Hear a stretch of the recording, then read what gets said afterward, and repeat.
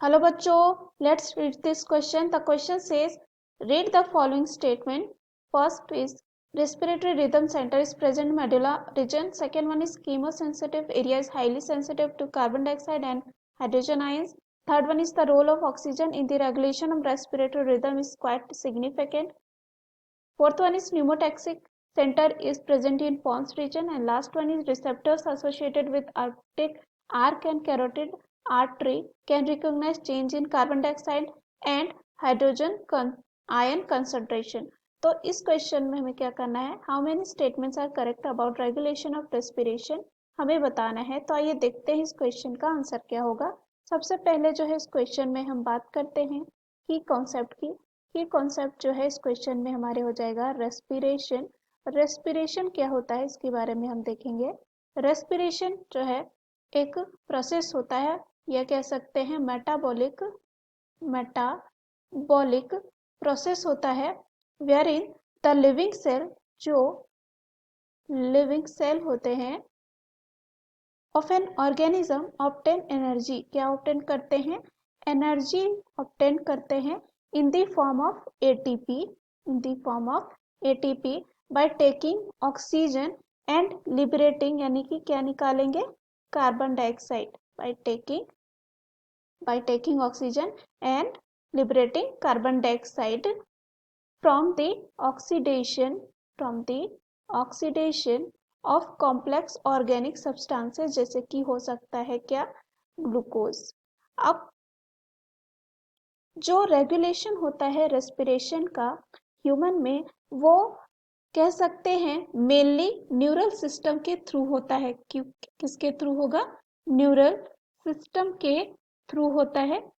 एक specialised centre होता है जिसे हम कह सकते हैं कि वो प्राइमरली रिस्पॉन्सिबल होता है, और कहाँ प्रेजेंट होता है, मेड्यूला रीजन में, जिसे हम कहते हैं रिदमिक और रिदम सेंटर, कह सकते हैं रिदम सेंटर, और ये कहाँ प्रेजेंट होता है, मेडुला रीजन में। अगर यहाँ पे हम दूसरे सेंटर की बात करें, वो होता है पॉन्स रीजन में। कहाँ पाया जाता है, पॉन्स रीजन में पाया जाता है ऑफ द ब्रेन, जिसे कहा जाता है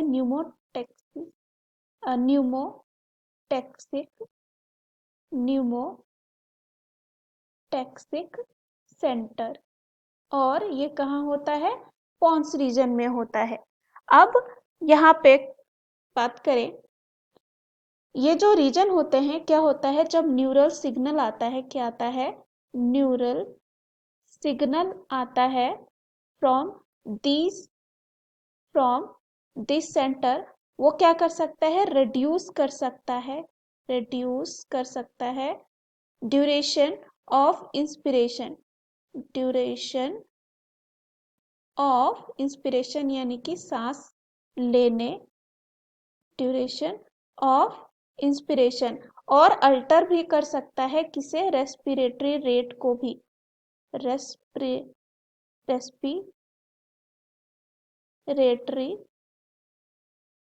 रेस्पिरेटरी रेट को भी जो है ये क्या कर सकता है, अल्टर कर सकता है।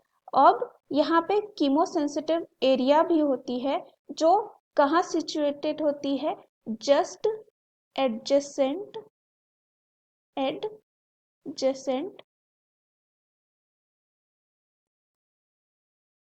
टू रिदम सेंटर, किसके, रिदम सेंटर के, किसके बारे में यहाँ बात हो रही है, कीमोसेंसिटिव एरिया, जो कहाँ सिचुएटेड होती है, just adjacent to the rhythm centre which is highly sensitive, किसके लिए सेंसिटिव होती है ये,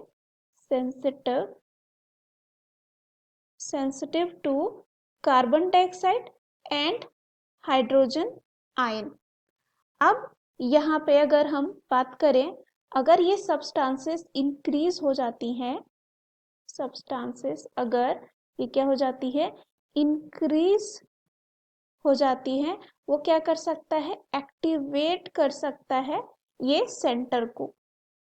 अब यहाँ पे इसके अपोजिट हम कहेंगे कि जब ये एक्टिवेट हो जाएगा विच इन टर्न कैन सिग्नल, किसे सिग्नल करेगा, रिदम सेंटर को, रिदम सेंटर को जो है क्या करेगा, सिग्नल भेजेगा, ताकि नेसेसरी जो भी एडजस्टमेंट होते हैं उसे कर सके, एडजस्टमेंट जो है कर सके।